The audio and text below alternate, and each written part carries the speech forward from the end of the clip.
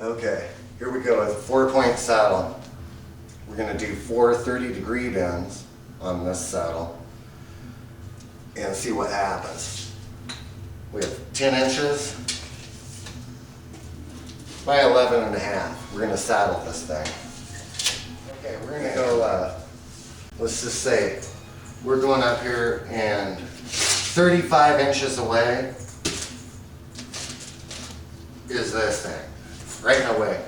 We're coming from our last boxer fitting, and all of a sudden 35 inches away is right here. See? It's like, oh, shit. We gotta go up and over this.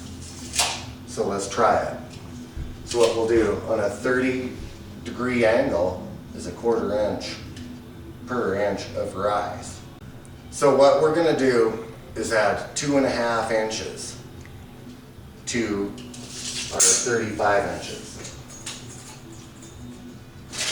Here's our 35, that's our first obstruction, which is this guy.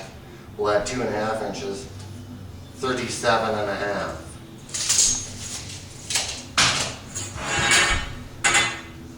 We're dealing with 1/4 inch rise, so we're adding 1/4 inch per inch here. 1/4 times 10 is 2.5, so we just added 2.5 inches to this conduit. So, 37.5, we're going to call that mark A. Now, the multiplier is 2 for a 30-degree bend. So we know this is 10 inches, so we got to multiply that by 2, so that's 20 inches. So we're going to go 20 inches back towards our box and make our mark B. Let's get that around conduit pretty easily. There we go. Might as well circle that around there one more time, make sure it's good. There's our mark A. Wipe that out. That was our 2.5 inches we added. A, there's a B.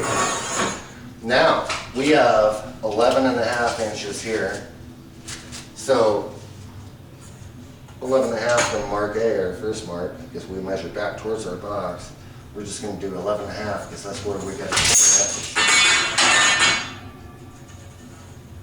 I'm going to mark that right here.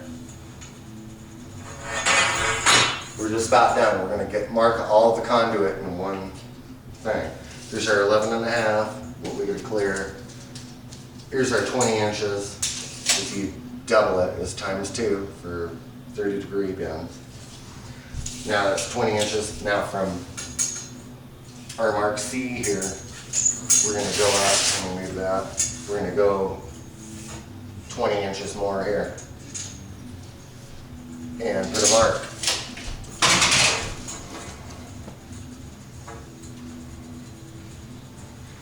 And I got 4 marks on the conduit. There's my first one, A, second, B, my 11.5, there's C, and then I went another 20 inches, and there's D. So we're going to start with A, my very first mark that I did. And I'm going to bend back towards my last box or fitting that I did. We're going to use the stub up arrow here. You always use the stub up arrow all on this. Let's mark that. We have 30-degree bends, as I said earlier. It's straight up and down on this bender. Some benders are 45, so you got to watch it. Take a slash mark, or on Greenlee benders, they have that little tit right here, and you can look right down and see the 30. They're really nice. But there's that. All the way around. Keep it in the same place. Get this up here. We have little conduit to work with, so we'll take a little muscle here. Get it straight. Take that down to our 30-degree slash mark, which is out there. Check it. You could already see it's coming into play here. It might be a little over. check it with a level, make sure that's all good. But it's looking pretty good. Now we're going to rotate the conduit at 180 degrees. Whoa! Hey! You alright? See, you gotta watch out when people are around you. Now we're going to do this bend off the floor as well.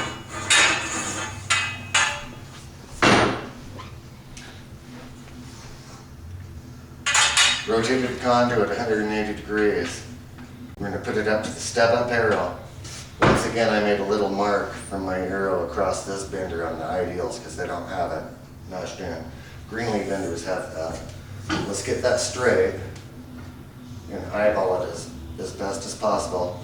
Looks pretty good. It's seated in there. Okay, let's see if I could do a successful bend without hurting anybody. Stay back. Now what we're going to do is take that off and 30 degrees left.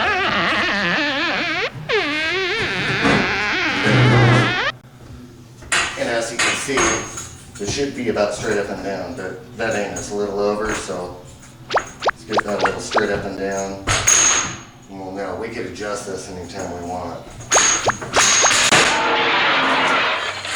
Now for our last bend, we're just going to simply spin this back around, take that down to our last mark here.